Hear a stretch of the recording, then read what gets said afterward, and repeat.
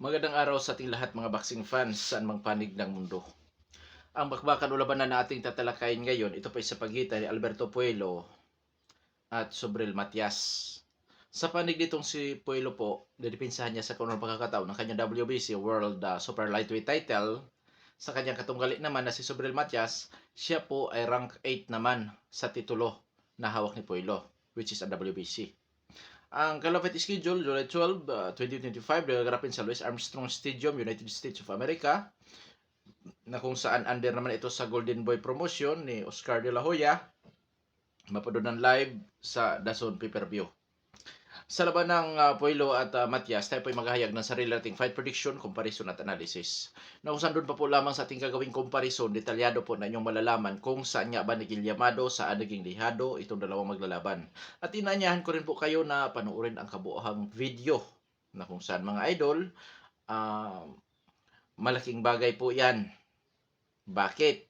Kasi magkakakuha po kayo ng mga basihan. Oo. Pwede nyo maging basihan ng ating comparison, which is yun ang pinakamahalaga. Pwede rin sa prediction. At siyempre sa ating fight analysis, mga idol. Nasa inyo po ang huling desisyon. Maaring pabor kayo sa aking prediction, maaring hindi din. Nasa inyo na po yan. At syempre mga idol, dahil sa magkaroon tayo ng comparison, dapat talakayin din natin ang mga background dito sa magkabilang panig mula sa kanilang physical na appearance, experience o mga karanasan sa labanan, maging sa kanilang mga taglay-taglay na skills o mga galawan dahil yan po ay mga susi din sa ikapanalo dito sa magkabilang panig. At syempre, yan na rin po ang ating referensya sa gagawin naman nating comparison. Oo.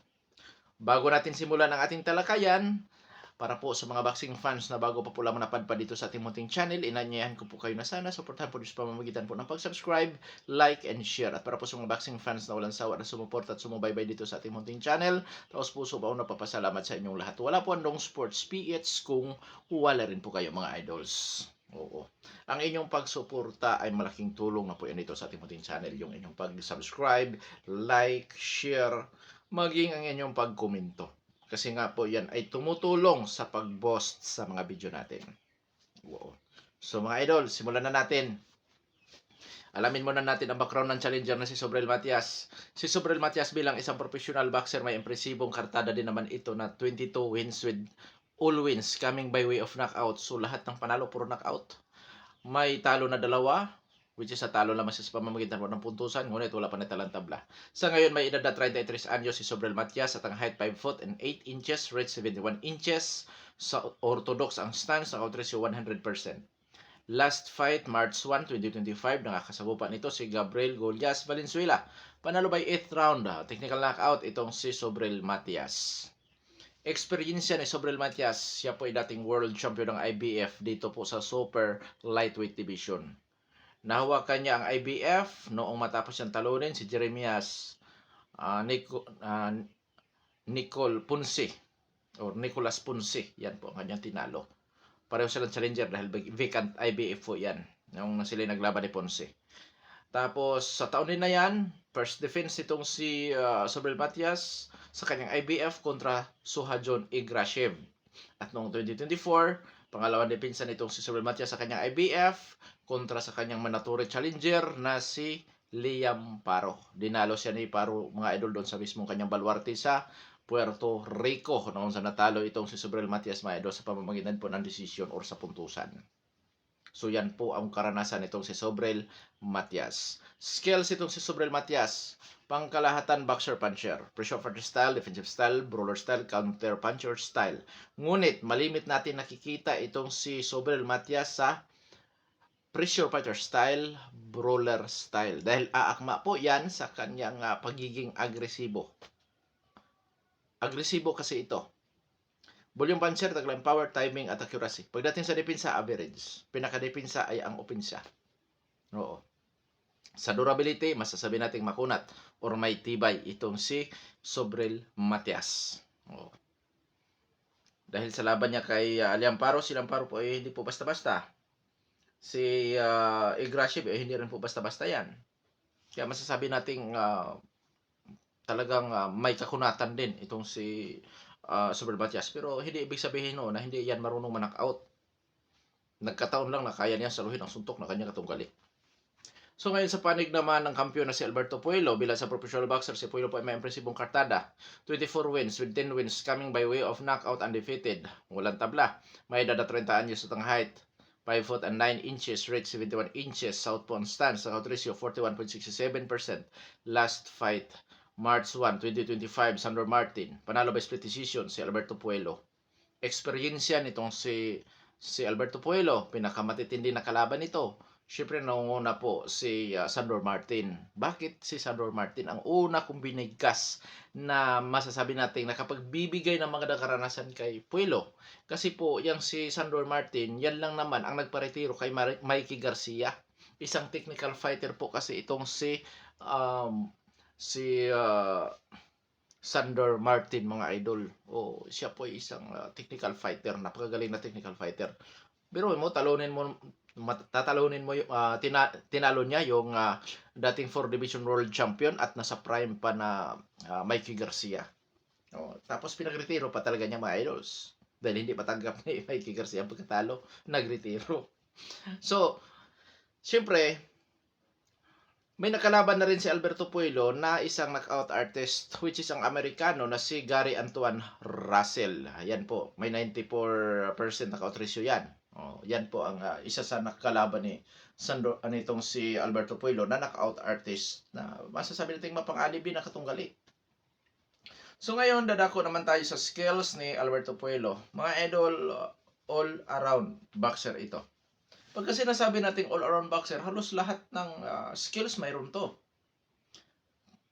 Pressure punching style, defensive style, counter punching style, brawler style. At may husay sa technical na labanan. May husay sa opensa at depensa ito, mga idols. Pero hindi ibig sabihin noon na hindi natatamaan. Hindi lamang malimit matamaan dahil may kahusayan pagdating po sa depensa. Sa nakikita ko, hindi naman taglay nitong hindi pa taglay ni Alberto Puelo ang sweet science of boxing. Pero maaaring inadapt na rin niya yan dahil alam naman niya na isa sa pinakadelikadong opponent dito po sa super lightweight division itong si Subriel Matias. Ito po isa sa pinakadelikado. So ngayon, sa durability nitong si Alberto Puelo, wala po akong nakitang kahinaan dyan. So ibig sabihin may tibay din po. Oo. Pagka sinasabi naman natin may tibay, mga idols, hindi sa lahat ng pagkakataon. Nagkakataon lamang na kaya niyang saluhin ang suntok ng kanyang katunggali.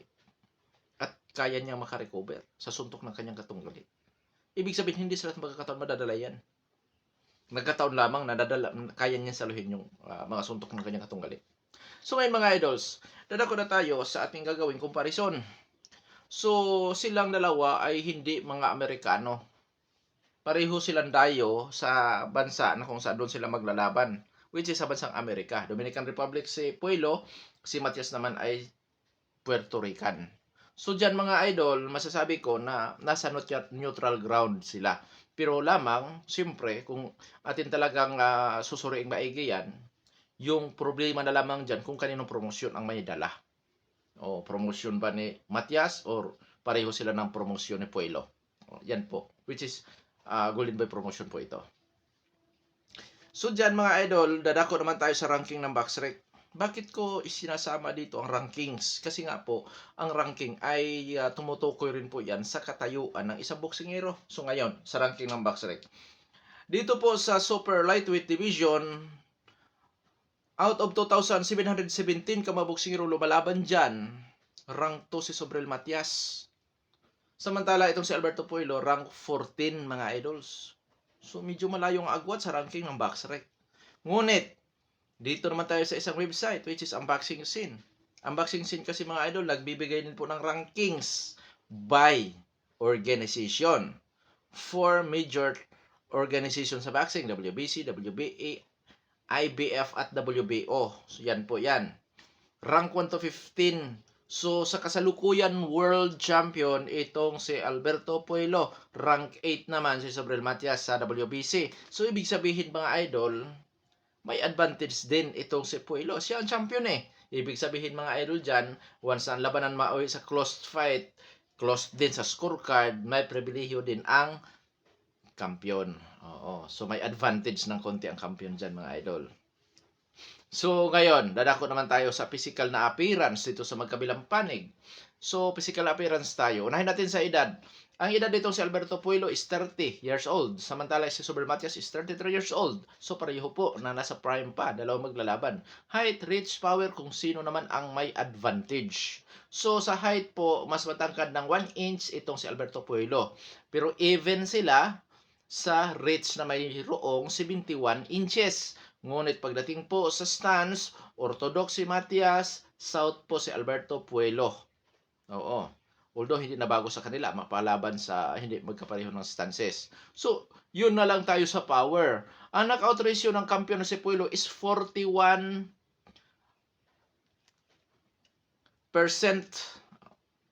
Knockout ratio naman ni Matias is 100%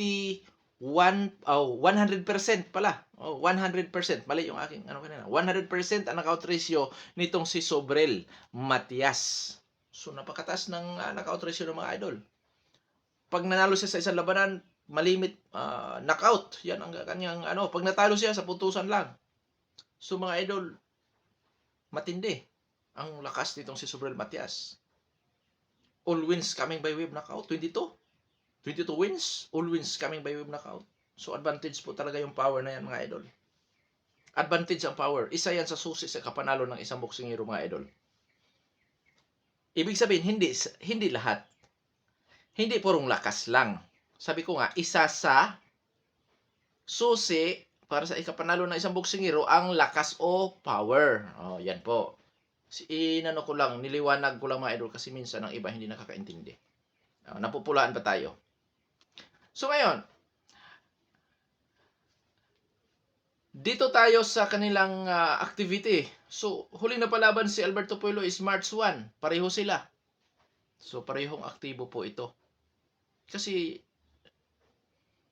March 1, 2025, huling napalaban ang mga ito. So, pareho aktibo. Eksperyensya, 50-50 ito para sa akin. Bakit? Kung si Sobrel Matias ngayon ay challenger, pero siya ay dating world champion din naman. At syempre, sa kanyang pagdidipinsa mga idol, nagtagumpay siya sa unang dipinsa. Which is itong si Alberto Puelo is unang dipinsa niya ito ngayon sa kanyang WBC kontra Sobrel Matias. So 50-50 ito sa uri ng nakalaban, sa kinalaban, para sa akin hindi na po sila magkakalayo. So 50-50. Kasalukuyang world champion si Puelo, dating world champion din naman itong si Sobrel Matias. Sa skills, may kalamangan si Alberto Puelo. All-around boxer kontra boxer puncher. Oo. So, ang kinalabasan dyan sa skills, mga idol, dahil may kalamangan si Alberto Puelo sa skills, so yung power ang nakikita ko na sandata nitong si Sobrel Matias. So, skills versus power. Ngayon, kung atin pang lalim-laliman ang ating pagsusuri dito sa skills naman ni Sobrel Matias, mga idol, yung kanyang aggressiveness, volume punches, with power, posibleng magpapahirap yan sa mga all-around boxer sa technical fighter.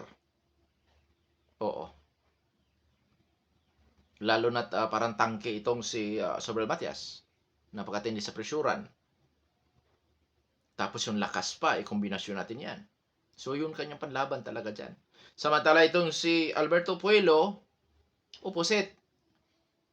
Kung saan nahihirapan si Sobrel Matias, yun naman ang kay Puelo. Kasi si Puelo may galaw din. Magalaw ito na boksingero. Which is dyan nahihirapan naman itong si Sobrel Matias sa mga magalaw na boksingero o opponent.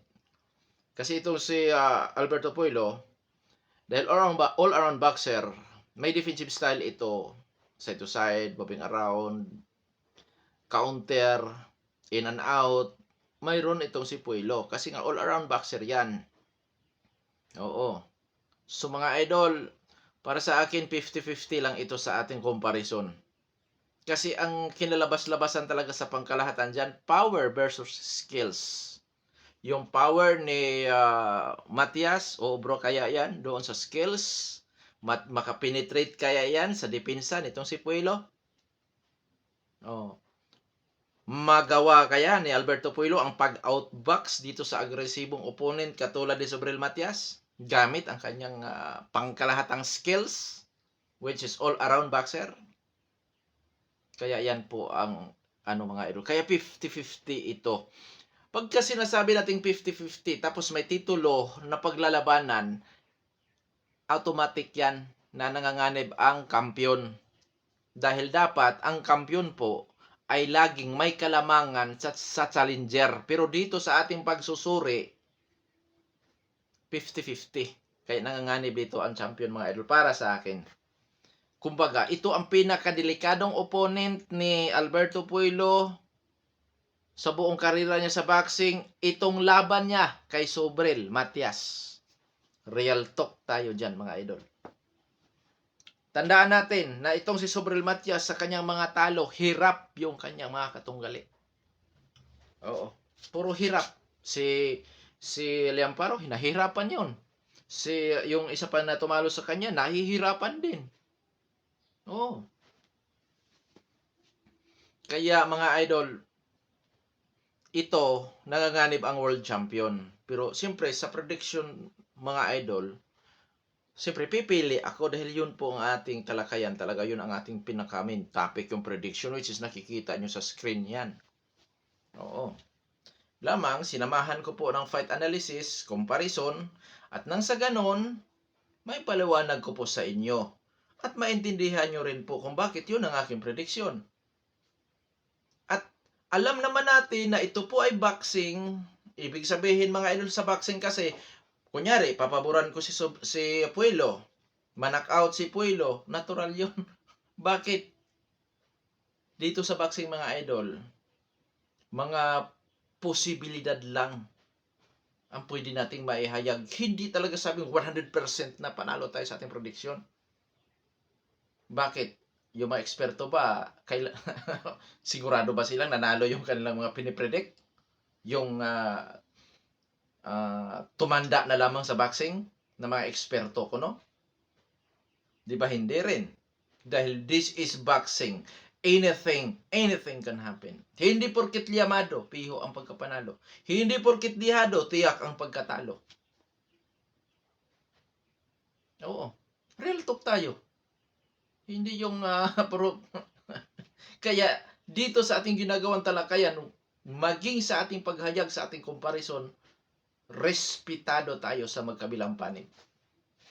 Siyempre, sa prediction, bunga na rin po yan ng aking paniniwala doon. At siyempre, sa akin na rin po pag-aanalisa sa laban. Pero lamang, ginawa kong dalawa ang aking pag-analisa sa laban, both side. Alam niyo bakit? Dahil hindi po lahat ang naniniwala sa prediction ng Dong Sports PH. At kahit saan naman tayo, hindi pwedeng ganito, ganyan, masusunod ganyan. Hindi. Malaya tayo. Kaya ginawa kong pipili lang ako ng isa, pero nagsasabi din ako sa posibleng magaganap sa kabilang panig. At nang sa ganon, may paliwanag ko po sa inyo at inyo din pong maanalisa yan. At sa inyong mapapansin, mas mabigat yung sinasabi ni Dong Sports PH sa kabilang panig. Dito ako. Lalo na 50-50 po ito. Malimit talo ako. O kahit suriin nyo yung mga video natin dyan. Pag 50-50, malimit. Mas marami akong talo. Iwan ko lang. Bakit ganon? Oo. Okay, mga idol, 19 minutes na tayo. Prediction na tayo dyan. Prediction ko po dyan, Alberto Puelo by unanimous decision or split decision gamit ang kanyang skills. At kung ang labanan na ito aabot sa 12 rounds, yun ang tsansang manalo ni Alberto Puelo. Kuya Dong Sports, may tsansa bang manalo by knockout, technical knockout si Alberto Puelo? This is boxing, anything can happen. Bagamat hindi kilala knockout artist ito si Puelo, malay natin, baka makapagpatama itong nasa vital, yung kahinaan mismo nitong si Sobrel Matias. Take note, wala pa namang kahinaan si Matias ako nakikita, mga idol. Pero this is boxing. Kusang dumating yan. Knockout artist ka man o hindi, pero pag makatama ka ng solido, which is doon matatama ng isang tao na naaalog, kahinaan kumbaga, posible. Pero mas kampante ako na kung mananalo man itong si Alberto Puelo, which is pabor ako na mananalo yan sa pamamagitan po ng puntusan, Yun nga, mas kampante akong posibleng mananalo lang itong si Puelo sa pamamagitan po ng putusan. Ngayon, twist tayo. Sa kabilang panig tayo. Dahil alam nyo na kung sino ang pinipili ko. Alberto Puelo ako dyan. By unanimous decision, split decision. Sa panig ni Sobrel Matias, gamit ang pag-agresibo, power. Posible din niyang ma-knock out itong si Alberto Puelo, mga idols. At yun ang mas malaking tsansa na manalo itong si Sobrel Matias. Kung manalo man itong si Sobrel Matias dito kay Puelo is knockout. Bakit? Gamit ang kanyang pagka-agresibo, gamit ang kanyang lakas, gamit ang kanyang power, para itong tangki na grabe mamerisyore at matindi pagdating po sa inside fighting itong si Sobrel Matias. Ngayon, kung matikman ni Sobrel Matias ang suntok ni Puelo na kaya niyang saluhin, malaki ang tsansa na ang gagawin nitong si Sobrel Matias, lusubin itong si Puelo. Kahit sabihin natin may husay sa offense at defense si Puelo, pero may mga pagkakataon na sa round by round makapenetrate po yan si Sobrel Matias. Sanhi po ng matatamaan ng solido itong si Puelo, at kung makita ni Matias na iinda ni Puelo yung mga suntok niya, nako, delikado si Puelo ma-knockout nga. So mga anong round kaya posible? Dahil sa may tibay at isang all-around boxer nga itong si Puelo, may tendency na magsimula yan round 6 hanggang round 12. Posibleng ma-knock out ni Sobrel Matias yan. Round 6 to round 12. At baka dyan hanggang round 10 nga lang itong si Alberto Puelo kung magkataon. Posible po yan sa labanan na yan.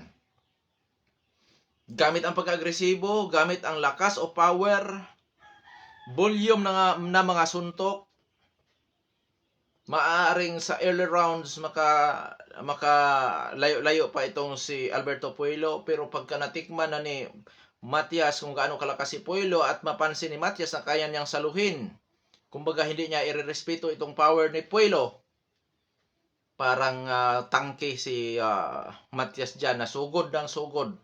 Siyempre sa mga ilang round hindi pa yan makapenetrate, pero may mga pagkakataon po yan na makapag-penetrate at tumama or makatama kay Puelo. Sanhi na itong si Puelo, mga idol, posible na magbago ang galaw at posibleng ma-knockout, which is yun nga, kung manalo man itong si Matias dito kay Puelo, pinaka-kampante ako dyan kung mananalo man itong si Matias, knockout. Dahil posibleng pagka ininda na ni Puelo yung mga suntok sa budiga, sa mukha, once na makapenetrate na itong si Puelo, yun ang problema ni once na makapenetrate na itong si Matias kay Puelo, doon maging problema kay Puelo yan, mga idol. Oo. Kaya hindi ganun ka ano yan. Ngayon, kung sakasakaling napakakunat din ni Puelo, sa tingin ko, mga idol, hindi na rin katakataka o kagulat-gulat man lamang para sa akin na mananalo si Matias sa pamamagitan din po ng puntusan, dahil volume puncher ito, taglay ang power, no? Kung saan pwedeng maging dominante po yan sa laban na yan. Kahit sabihin natin mga husay sa depensa at opensa itong si Puelo, yun nga ang problema doon, once na itong si Sobrel Matias makita niyang kayang-kaya niya saluhin ang suntok ni Puelo, baka naman mamamain na itong si Puelo. Okay lang, tatama ka sa akin. Pero logi ka pag ako makatama sa'yo. Pero yun nga. Pero kung ang gagawin naman itong si Puelo ay ang maging magalaw, tapos ipanatili ang distansya, doon, kahinaan niya ni Sobrel Matias, mga idol. No, yun ang masasabi ko. Pero dito sa labanan na ito, kung manalo itong si Sobrel Matias, hindi ako magtataka. Dahil na kay Matias po ang lakas, aggressiveness, yung volume na pagbato ng suntok. Na kung saan, mga idol, bibihira po yan sa ganun. Volume puncher kasi yan, tapos sabay pa sa lakas. Ngayon, paano kung makapenetrate yan sa budiga at mukha ni Puelo? Ano ang magiging reaksyon ni Puelo dyan? Baka nga maging mabago ang galaw nitong si Puelo at yung nga maging survival mode. Nako, pag ganun ang gagawin ni Puelo dyan, mga idol, pag tinamaan tapos magpakita siya na nasaktan, tapos mag-survival mode, nako, araruhin siya ni Matias. Kaya matinding laban ito, kaya 50-50 ito, mga idol, para sa akin. Oo. Abangan na lang natin mga idol kung ano ba talaga ang posibleng magaganap sa labanan na yan. Bagamat puwilo ako pero medyo mahirap mga idol. Talagang mahirap na laban yan. Obra kaya ang power ni nitong si Matias o yung skills ni Puelo. Hanggang dito na lamang ito po ng Sports PH. God bless po sa ating lahat.